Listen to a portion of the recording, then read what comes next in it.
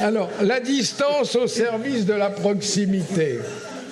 Je compte sur vous, cher ami. Merci. Alors, la distance au service de la proximité, la formule peut paraître un peu étrange, tellement paradoxale, à la limite de l'absurde même. Il me semble qu'elle mérite pourtant notre attention pour une multitude de raisons, liées notamment à l'évolution de ce qui structure les rapports sociaux, évolution mise à mal ou dynamisée, en particulier par la crise Covid que nous venons de traverser. Depuis des années, nous avons entendu une multitude de discours qui prétendaient valoriser la proximité. Les discours politiques en particulier déroulaient volontiers l'éloge de la proximité. Le terrain, pour reprendre le vocabulaire de l'époque, allait de pair avec la proximité. Être un homme de terrain, c'était en effet, et c'est encore parfois, forcément, présenter une qualité qui signifie implication, expérience, savoir, compétence. De la même manière, les commerces, par exemple, prétendent apporter un service de proximité et cette qualité en fait la valeur. Être proche, c'est être accessible, disponible, réactif. Si on est proche, évidemment, on se ressemble sans doute un peu, on partage des origines, on partage une histoire, une culture, on est donc un peu semblable. Si je vous ressemble, comment pourrais-je être mauvais ? Paradoxalement, la distance et les vertus dont elle est censée être porteuse, progressivement, viennent aujourd'hui se substituer à la proximité, et cette substitution s'accompagne de la mise en valeur des outils qui permettent de passer de l'une à l'autre, de la valorisation de la proximité à la valorisation de la distance, évolution sociétale oblige. La SNCF, par exemple, nous a donné à croire que le TGV raccourcirait les distances, alors que bien sûr, il ne raccourcit que le temps pour les parcourir, et distances qui, elles, restent identiques ou ne font qu'augmenter. Bref, les vertus de la distance apparaissent donc là. La distance ne fait plus peur, elle est désormais partout.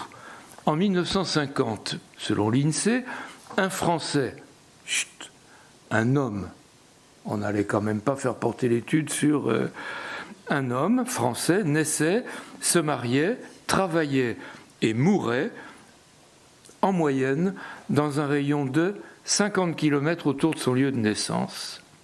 Il est clair que ce genre de calcul n'a plus beaucoup de sens aujourd'hui. La distance a intégré notre conception du quotidien, la motorisation des déplacements, la transformation du rapport au travail, transformation des modes de production, de consommation, transformation des structures familiales, du rapport à l'habitat. Tout cela a donné à la distance un nouveau statut, moins redoutable, enviable même parfois. Proximité, distance, cela nous parle évidemment de notre rapport à l'espace et par conséquent du temps qu'il nous faut pour parcourir cet espace. Alors, cette transformation du rapport à l'espace s'est accompagnée d'une transformation parallèle du rapport au temps, société de l'urgence, de l'immédiateté, société du temps réel. Voici le temps déréalisé, puisqu'il s'agit d'agir dans l'instant. Or, de même que nous n'éprouvons l'espace qu'en marchant et non en surfant sur un web espace virtuel, de même, nous n'éprouvons le temps que dans sa durée. Le temps, c'est forcément la conjugaison du passé, du présent, du futur. Conjugaison paradoxale, le temps réel est défait de sa durée, il est déréalisé. Le temps réel, c'est le contraire du temps, pourrait-on dire, mais c'est le temps d'une société qui ne valorise que l'instant, l'éphémère, et renvoie la durée, le durable, au développement du même nom que l'on n'en finit pas d'inventer. Votre gamin est à l'arrière de la bagnole. C'est quand qu'on arrive au lieu de quand arriverons-nous? Alors là, L'immédiateté se conjugue donc à la distance pour dépasser la proximité, d'autant plus que la transformation de nos modes de communication nous donne désormais l'illusion de croire que c'est possible. La relation verbale exigeait la proximité, souvent même le face-à-face. La relation épistolaire permettait déjà la distance et introduisait du temps d'acheminement, du délai dans les échanges. Le téléphone nous a permis de changer de registre et a introduit l'immédiateté malgré la distance. La communication s'est ainsi substituée à la relation, mais désormais, la connexion s'est à son tour substituée à la communication. Connexion continue, immédiate, permanente, omniprésente, délocalisée. D'où m'appelles-tu ? De mon portable, de partout, de nulle part. Ce passage de la relation à la communication, puis à la connexion, vient de modifier profondément notre rapport aux autres, au monde et au temps. La relation exige du temps, elle exige la durée. La connexion, elle, est immédiate, toujours déconnexion possible. Un simple clic, la relation aux autres se trouve profondément modifiée. Nous voici avec nos téléphones portables et nos outils connectés, plus jamais seuls, nous dit Miguel Benassayag, peut-être bien, mais peut-être aussi plus seuls que jamais. Si proches de ceux qui sont loin, peut-être, mais potentiellement et parfois réellement si loin de ceux qui sont proches. Pourquoi, alors que nous sommes, au moins parfois, conscients de tout cela, pourquoi ne parvenons-nous pas à résister davantage ? Parce que un mot encore, au moins, est constitutif de ce paradigme, de ce paysage de pensée dans lequel nous vivons. Ce mot, la transparence. La valorisation de la distance et du temps réel s'accompagne aussi de la valorisation de la transparence. Exigence de transparence qui s'impose comme une évidence dans tous les domaines. La politique se doit d'être transparente, l'économie, l'organisation de l'État, des institutions, de l'école, les décisions que l'on prend, les marchés qui se concluent, les procédures, les contrats, les recrutements, les licenciements des uns, des autres, dans les entreprises, le fonctionnement des réseaux, celui de l'hôpital, celui de la justice, celui de la police, etc. Tout doit être transparent. La transparence est devenue une qualité essentielle. Elle touche, croit-on, à l'essence des choses, alors que bien sûr, elle n'est qu'apparence. Il se pourrait bien que, même involontairement, ce discours nous leurre et nous berne. De même que le temps réel est la négation du temps, la valorisation de la transparence, c'est peut-être bien la valorisation de l'invisible, de l'insaisissable. En effet, plus la vitre, à travers la vitre ou le plexiglas, à travers laquelle je regarde le monde, est transparente, et moins je la vois. Elle est pourtant entre le monde et moi, filtre invisible, indicible, mais réel. Plus je m'en approche, plus j'y fais de la buée qui fait écran, qui révèle l'écran. La transparence pour ne pas voir le monde. Il suffit alors que j'adopte une certaine posture pour que cette vitre parfaite, zéro défaut, processus qualité, pour que cette vitre parfaite, se transformant en miroir, reflète mon visage et ne reflète finalement que mon visage. Et voilà qu'en croyant regarder le monde dans cette transparence, je ne fais que m'y projeter, m'y regarder, tel Narcisse, épris de sa propre image, au point de la rejoindre, insensible aux appels d'écho. La nymphe, c'est-à-dire insensible aux appels de l'amour, de l'autre, de la relation à l'autre. Nous avons donc à comprendre que la valorisation de la transparence n'est en fait que la valorisation de l'image qui interdit l'accès à la réalité du monde, qu'elle protège et qu'elle cache. La transparence ne valorise au fond que l'apparence, alors qu'elle nous laissait penser qu'elle nous permettrait d'atteindre le vrai, le réel. En d'autres termes, la transparence produit l'opacité, à laquelle nous pensions l'opposé. Transparence, transapparence. Le vrai problème devient alors à nos yeux, si l'on peut dire, la cécité dont nous sommes atteints, qui ne peut jamais être combattue par la transparence. Il devrait s'agir de développer notre acuité visuelle, notre capacité à regarder le monde, à le comprendre, à développer visibilité et lisibilité. Seule l'expérience que donne le temps, la rencontre avec l'autre et le questionnement permettent le développement quand il se conjugue à la patience et à l'humilité, qui sont sans doute les bases de la réflexion éthique. Et si, au lieu de rechercher partout la bonne distance, nous tentions parfois de rechercher la bonne proximité? Nous voici donc équipés d'un téléphone portable qui symbolise à lui tout seul la connexion dans laquelle nous vivons désormais et qui nous donne à la fois la possibilité et l'illusion de pouvoir être en contact avec les autres, proches, moins proches et même inconnus. Dans ce contexte survient donc une pandémie. Personne sans doute ne l'avait vu venir. Il a donc fallu y faire face, alors même que globalement, nous ne savions pas faire. Toute la population est concernée mais ne le sait pas. Il va donc falloir sensibiliser, informer, suggérer ou imposer des comportements dans tous les espaces de la vie sociale et à plus forte raison là où vivent les plus fragiles, les plus vulnérables de nos concitoyens. Un slogan qui se veut préventif, bien sûr, va occuper le devant de la scène médiatique et se répandre partout. Souvenez-vous, quand on se sent proche, on ne s'approche pas.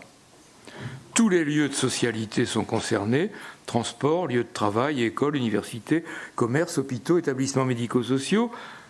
Pour ne pas risquer de s'approcher, on va jusqu'à effectuer un marquage au sol qui dessine une distance physique et mieux encore, une distance sociale qu'il convient de respecter. Même les lieux de vie personnels, intimes, sont concernés. Peut-on encore inviter des amis à dîner? Peut-on encore accueillir ses enfants, ses petits-enfants chez soi? Aller les voir? Faut-il porter un masque? Peut-on s'embrasser? Bref, on comprend, on admet, on intègre les contraintes, les interdits, on ne sort plus en dehors des créneaux autorisés, la vie sociale se décompose, les relations se délitent. Quand on se sent proche, décidément, on ne s'approche pas. Oui, mais quand on ne s'approche pas, comment pourrait-on se sentir proche? Comment rester proche si je ne peux pas m'approcher? Se tenir à distance est désormais devenu signe de protection et de bienveillance vis-à-vis d'autrui. Pourtant, s'il te plaît, passe me voir. Fais-moi encore une visite, même brève. Dis, tu reviendras, nous dit Roger Gilles. À sa manière, le groupe de chansons contemporaines, Debout sur le zinc, met en musique exactement cette demande. Quand j'aurai vieilli à l'occidental, quand je serai seul à ma table bancale, vieux cendrier déplacé, vestige du temps où l'on fumait, seul contre le monde, quand j'aurai blanchi sous le harnais, quand je me ferai plus partie d'aucun projet, un peu aigri, un peu raide, et plus qu'une seule vraie dent, celle contre le monde, passe me voir de temps en temps, passe me voir, c'est important, passe me voir comme un parent, passe me voir, et puis va-t'en, passe me voir. On y croyait à cette visite, et pourtant, si désormais vous voulez mon bien, alors vous ne viendrez pas me voir. Cette visite que j'attends tellement, que j'espère, que peut-être parfois même je peux redouter, cette visite que peut-être vous souhaitez vous aussi, il va falloir s'en passer. Les responsables d'établissements ou services se sont trouvés pris dans des injonctions paradoxales dont ils ne pouvaient pas sortir. Quoi qu'ils fassent, on le leur reprocherait. Ils interdisent visites et sorties, c'est qu'ils ont pris des décisions insupportables. Ils laissent faire ces sorties et ces visites, c'est qu'ils se conduisent en irresponsables, mettant la vie d'autrui en danger. Alors, protégez-vous, et ce faisant, vous me protégerez et protégerait les autres. Il se pourrait bien que nous soyons en train de changer de paradigme sociétal, ce changement qui nous ferait passer d'une société où les rapports sociaux étaient fondés sur une invitation à l'amour, aimez-vous les uns les autres, par exemple au nom de la fraternité républicaine, parce que l'autre est a priori mon frère, à une société où les rapports sociaux seraient désormais fondés sur une injonction à la méfiance.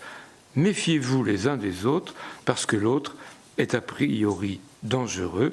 Méfiez-vous les uns des autres, comme je me suis méfié de vous. Alors, une injonction qui se veut évidemment message de prévention vient précisément glisser partout ce message implicite de défiance et de méfiance. Respecter les gestes barrières, quand on se sent proche, on ne s'approche pas. Et au début de la pandémie, on ajoutait même « et arrêter les embrassades ». Oui, bien sûr, on a dans l'ensemble compris le message et nos concitoyens ont le plus souvent essayé de le mettre en œuvre. Mais ces messages, ces formules méritent qu'on s'y arrête. Pourquoi venir mettre une barrière ? Pourquoi tourner en dérision les gestes d'affection que peuvent échanger des personnes qui se retrouvent et qui s'embrassent ? C'est que l'autre est donné comme potentiellement dangereux pour soi. On aurait pu dire pratiquer des gestes protecteurs et envoyer ainsi un message autrement positif. S'il faut mettre une barrière entre soi et l'autre, entre l'autre et soi, c'est que l'homme est un danger pour l'homme, un loup pour l'homme, souvenez-vous. Alors c'est clair, décidément, méfions-nous les uns des autres. Société de la méfiance dont le masque devient l'objet emblématique, une fois encore, se méfier de ses amis, de ses proches, de ses enfants, petits-enfants, se méfier des jeunes, des vieux, méfiez-vous, méfiez-vous. Bien sûr, personne n'a formulé l'injonction en termes aussi crus, et pourtant, la distance physique a bel et bien laissé la place à la distanciation sociale, formule à peine emphatique pour ne pas dire la méfiance, pour ne pas prononcer le mot. La méfiance comme élément fondateur du projet politique sur lequel nous sommes invités à penser et construire le monde d'après la pandémie. Et dans ce contexte incroyable, impensable et impensé, une bonne idée ? La visite à distance. En distanciel, en visio. Connectez-vous et le virtuel donnera l'illusion de la visite. Évidemment, on aura tous envie de dire que c'est mieux que rien et qu'on est parfois bien content d'être ainsi connecté à celles et à ceux que l'on aime. Alors je vais mourir ? C'est pas une raison pour venir me voir ? Laissez-moi mourir seul, comme je serai mort. Je risque pas de vous le reprocher, de ne pas être venu. Et de toute façon, les visites sont interdites, pas pour le plaisir de vous interdire quoi que ce soit, mais pour ce qui est considéré comme le bien de tous. Mais je vais mourir seul ? Vous ne serez présent qu'en distanciel ? Mourir en distanciel, mourir en visio, vous garderez ainsi une belle image de moi, et comme vous n'aurez pas le droit de venir me voir quand je serai mort, le sac mortuaire sera refermé, quand vous viendrez pour la cérémonie funéraire, j'espère que vous aurez gardé dans votre portable quelques belles images de moi, sans quoi... Ces propos peuvent évidemment paraître exagérés. Il faut bien vivre avec son temps, et la modernité veut que la distance s'infiltre partout. Vous faites vos courses à distance, sans aller dans le magasin, vous surfez sur le site et click and collect, ou même livraison à domicile, vos courses sont faites et vous n'avez pas eu à sortir de chez vous. Si vous préférez, vous pouvez commander une livraison de repas par un livreur Uber ou son équivalent, et le tour est joué. Donnez-lui le code de la porte d'entrée du digicode, il n'aura même pas besoin de sonner. Il posera tout dans l'entrée et vous n'aurez qu'à prendre ce qu'il a laissé. Vous avez évidemment payé à distance, sans contact, aucun risque. Mais vous avez peut-être besoin d'autre chose. Vous ne vous sentez pas bien, vous auriez bien voulu voir un médecin ? Qu'à cela ne tienne, la télémédecine est là pour vous. Il n'y a pas de médecin dans votre village, dans votre quartier ? Alors, télémédecine, le distanciel au service de la proximité. Et peut-être vaut-il mieux une consultation à distance que pas de consultation. Peut-être vaut-il mieux une télémédecine que pas de médecine du tout. Mais ce dont vous aviez besoin, c'est d'une rencontre, d'un contact, d'une visite. D'autant que la visite, la vraie, elle se déroule évidemment chez moi, dans mon appartement, ma maison, ma chambre d'EHPAD, dans ce domicile qui a tellement d'importance. La langue française nous suggère une belle expression pour parler de cela, aménager son intérieur. Il s'agit bel et bien d'aménager un intérieur dans lequel je vis, mais on entend aussi aménager l'intérieur de soi, évidemment. Je me projette sur cet intérieur, je me projette tellement que cet intérieur se confond, pour une part au moins, avec l'intérieur de moi.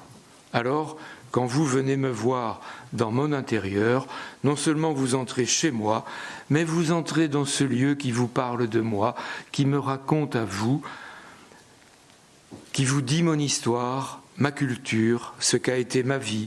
Vous y regardez les objets, les livres qui ont compté pour moi, qui ont scandé cette histoire et qui, tacitement, vous disent qui je suis. Là, la visite devient rencontre, relation, lien qui se tisse. 2 minutes.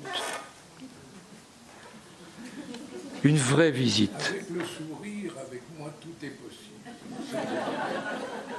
Pas mal, hein? Mais un sourire de loin. Oui, un télésourire. Une vraie visite. Vous aviez besoin de rencontrer une personne avec un visage, avec un sourire, une main qui se tend, qui vous touche. Souvenez-vous, Aragon qui s'adresse à Elsa. Donne-moi tes mains pour l'inquiétude, donne-moi tes mains dont j'ai tant rêvé dans ma solitude, donne-moi tes mains que je sois sauvé. La présence, la visite, la main qui sauve, la main qui fait du bien, nous en sommes souvent très loin et peut-être bien de plus en plus loin. Parmi les formules qui se veulent bienveillantes, la pandémie a propagé une manière de se quitter très inductrice de la distance, alors même qu'elle se présente de façon presque affectueuse. Il y a encore peu de temps, on aurait dit à celle ou à celui que l'on quitte « Allez, à bientôt ». Aujourd'hui, le message est plus subtil. « Allez, prends soin de toi ». Oui, bien sûr, prends soin de toi. Mais on devine dans cette injonction sympathique une invitation à se centrer sur soi, invitation qui, gentiment, vient placer la distance là où l'on ne peut plus, là où l'on ne sait plus, cultiver la proximité qui permet l'expression incarnée de l'affection, de la tendresse, de l'amitié, de l'amour, seul, isolé. Prends soin de toi. Prends soin de toi puisque personne ne viendra te voir, puisque la visite est disqualifiée et que la distance s'impose. Prends soin de toi. C'est le développement personnel qui te rendra heureux. Là où il y a peu encore, on considérait que chacun ne pouvait s'épanouir que dans l'échange avec l'autre. C'est dans le regard de l'autre que parfois on se reconnaît, disait Prévert. Dépassé, Prévert. Prends ton portable, Prévert, et regarde-toi dans un selfie, modifie-le s'il ne te plaît pas tout à fait. Tu maîtrises l'image de toi et ce que tu en attends. Mon identité, c'est l'image que j'ai de moi, forgée dans le rapport aux autres, parce que j'ai par la suite à répondre à leur attente, nous disait Pierre Sanso, toi qui me regardes vieillir, qu'attends-tu de moi?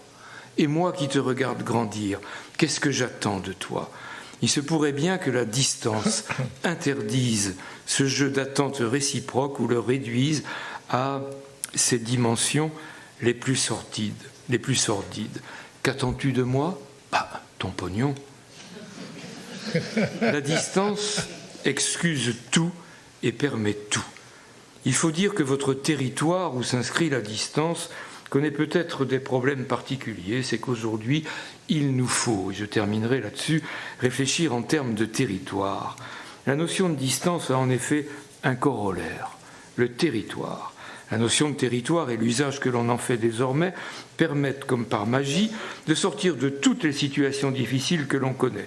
Le territoire, Il est selon la guise, limité, illimité, il a des limites, une géométrie variable, il est avec ou sans frontières, il est qualifiable de 1000 manières et nous connaissons tous le territoire apprenant, le territoire inclusif, le territoire de progrès, le territoire de proximité, de mobilité, de production, le territoire industriel, territoire rural, urbain, périurbain, le territoire de santé, le territoire de soins. Allez, le territoire est partout, même dans les prévisions météo. Elle s'énonce désormais en termes de territoire. Il fera beau demain sur le territoire méditerranéen, parce qu'on va quand même pas... Il peut être territoire abandonné, territoire privilégié, mais l'essentiel est qu'il soit désormais un territoire connecté.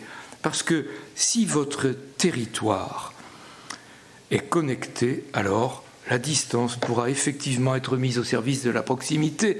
Territoire de proximité, on nous fera même croire que le distanciel a des vertus écologiques puisqu'il dispense d'effectuer des déplacements. Le projet de territoire viendra, comme par magie, permettre le parcours des personnes, le parcours du patient dans des circuits et trajectoires qui leur sont déliés à l'intérieur des filières où les bénéficiaires vont s'inscrire par le biais d'un guichet unique de proximité en accédant à des plateformes qui permettent aux gestionnaires de cas de gérer en distanciel et en temps réel votre situation.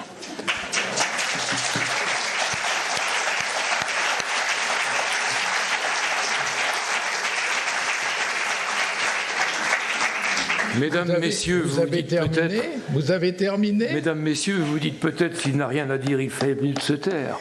Eh bien, il n'en est rien. Moi, quand j'ai rien à dire, je veux qu'on le sache. Raymond Devos, oui, j'ai fini. La distance au service de la proximité sur un territoire connecté, on en rêvait. Merveilleux oxymore, mais dure réalité. À moins que, malgré tout, nous écoutions encore Aragon. Il n'aurait fallu qu'un moment de plus pour que la mort vienne, mais une main nue alors est venue, qui a pris la mienne, qui donc a rendu leur couleur perdue, aux jours, aux semaines, sa réalité, à l'immensité des choses humaines. Merci.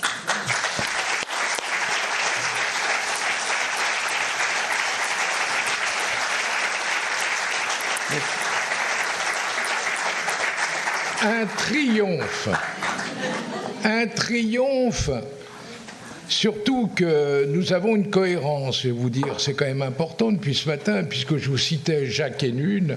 Alors je ne vais pas copier, mais je vous conseille de lire Mort de l'espérance au temps présent, dans le livre de Jacques Ellul sur l'espérance oubliée. Vous verrez comment la partie, on peut dire spirituelle, supplémentaire, qui est tout à fait cohérente en fait au sujet.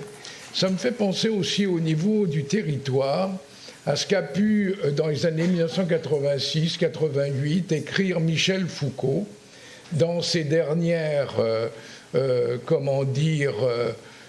conférences qu'il a pu faire au Collège de France, qui ont été publiées chez Gallimard. Je reconseille là encore, parce que nous sommes ici pour travailler et nous avons des étudiants, qui est justement de lire ce livre sur les territoires, parce que là encore il annonçait. Troisièmement, ça me fait penser, comme tu es sociologue, à Norbert Elias. Norbert Elias a énormément travaillé cet oxymore également. Oui. Ça montre bien que ces choses sont en gestation. Et c'est vrai quand on voit Instagram, quand on voit même quelquefois, c'est pas le cas ici, des colloques où les personnes envoient leurs photos quand ils étaient 30 ans plus jeunes qu'ils ne le sont. On pourrait se poser la question si vraiment nous sommes quelquefois crédibles. En tout cas, merci beaucoup, c'est un très beau travail. Merci. On a depuis le début de cet après-midi quelque chose qui est un véritable trésor. Et bien sûr, j'attends l'écrit. Il est déjà écrit, visiblement.